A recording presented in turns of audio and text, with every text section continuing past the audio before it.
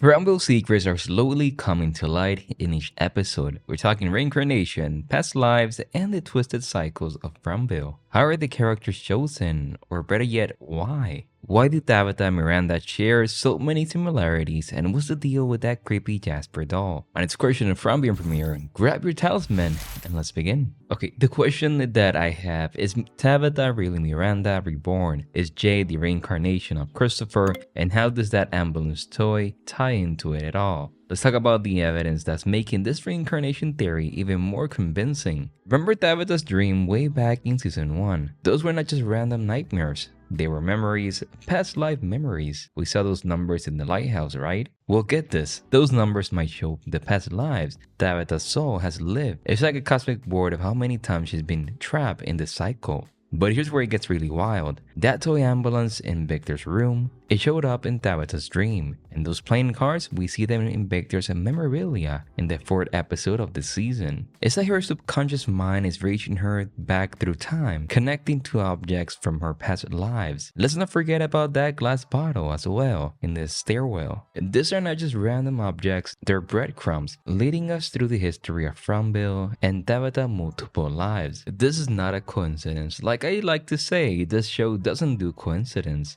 I feel it's a pattern, a seriously crazy pattern that tells us that Tabitha's soul has been playing this game for a long time, and each time she's failed to break the cycle, which is freeing the children and Kiwi. Many years ago, the symbol was discovered, which made pilgrims go crazy and offer 7 children as sacrifice. That's my theory, going from the images right here. What was a new beginning going from the boats likely turning to a nightmare. But this time might be different. Tabitha is the first one to actually escape and come back. That's my theory. Tabitha is the one who finally cracked the code and free everyone from Fromville. Maybe this explains why the boy in white said this is the only way. Maybe because by her escaping, she will remember. It's no coincidence that she ends up in Maine, the same location that Victor's father lived.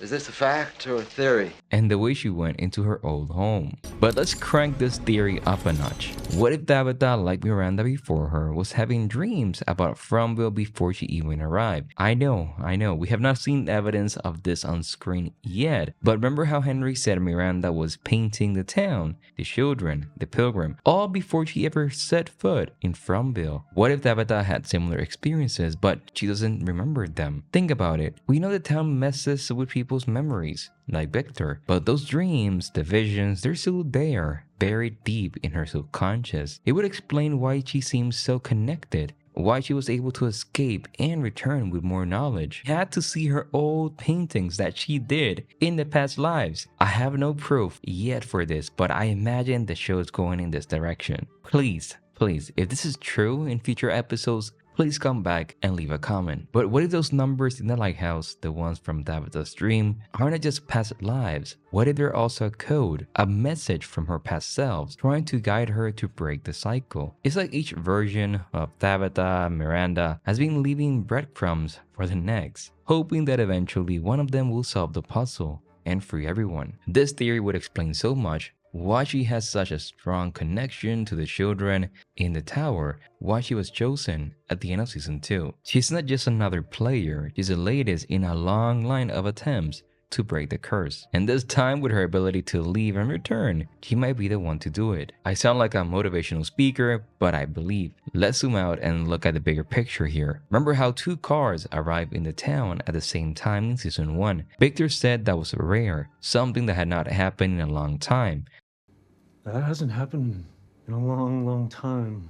It's special. Well, maybe it was not just a coincidence, but the town orchestrating a reunion of souls, maybe even the boy in white. What if everyone in Fromville is part of this cycle? What if Boy, Donna, Ellis, they're all souls that have been here before, playing out roles they have played countless times? Maybe that's why some people seem to adapt so quickly. On some level, they remember, like Nadia. She used to say that it was like this place was calling out to us. What if the key to breaking the cycle is not just Tabitha figuring things out, but all of these reincarnated souls working together? Maybe that's why the town brought them all together at this specific time or cycle. I've been thinking about this, maybe a chance for all these souls to finally get it right and break free. Now, we need to explain the Jasper situation because it's seriously messing with my head. Remember when Victor said Jasper could tell them why everything is happening or happened? Here's the thing, I don't think Jasper ever actually talked. Yes, we do see the mouth moving, but come on now, it's too easy. What if Victor remembers as Jasper talking to someone else? Or Christopher speaking to someone else. Think about it. Victor was just a kid when all of this went down. He was traumatized later. He was alone in that root cellar as well. And then suddenly this situation happened. It's entirely possible that his young mind, trying to make sense of everything that happened later, mixed up his emotions and memories. What if Christopher, in his descent into madness, was talking to the boy in white? Or maybe even the town itself, and little Victor, terrified and confused, associated that voice with the creepy ventriloquist dummy. It would explain why Jasper seems to know so much about the town's secrets. It was not Jasper at all. It was Christopher talking to the boy in white. So I really wanted to explore how these poor souls end up in Fromville. We have seen a pattern so far. It's not just random. Remember how Jade and Matthew's family arrive at the same time? That's gotta mean something. Here's my theory. The town or whatever entity is controlling it is choosing specific souls for a reason. Maybe it's about balance, bringing in people with different skills, different perspective, all to play their part in this twisted game, like now a cop. Or maybe it's about potential, choosing those who have the best chance of breaking the cycle only to watch them fail time and time again. Remember that scene with Abby in season 2, episode 10? She says hope is what feeds the forest. It wants you to fight. It wants you to have hope that But it's what makes people willing to suffer. But I'm calling bull on that. I think it's the exact opposite. Hope is not the town's fuel. It's its weakness. Think about it. If hope really fed the town, why would it try so hard to crush it? Why create monsters? Why trap people in endless cycles? I think hope is the only thing that can truly break this place. It's what keeps people fighting, what makes them resist the town's influence. It was hope that pushed Boyd to go into the forest. So yes, Abby has it wrong. I think by saying this, she was trying, well, the monster, whatever it is, trying to manipulate Boyd. It's giving him some hope to surrender to despair. But when people lose hope, that's when the town truly has them. Like what's happening now with Fatima. She's losing hope. This would explain how the characters are chosen too. Maybe the town picked those with the strongest hope, the most resilience, not to feed off that hope, but to try and break it. Each new arrival is a challenge, and the town finally crushed this soul's hope. Tabitha returning, all of the characters are gonna have hope. If someone tries to escape and something bad happens, all the hope of escaping is destroyed. Boyd is the biggest source of hope. He wants the people to have hope. Now the final question, what if the town is not just choosing new victims, it's waiting for specific souls to be reborn? Would the town be waiting for its key players to return to the board?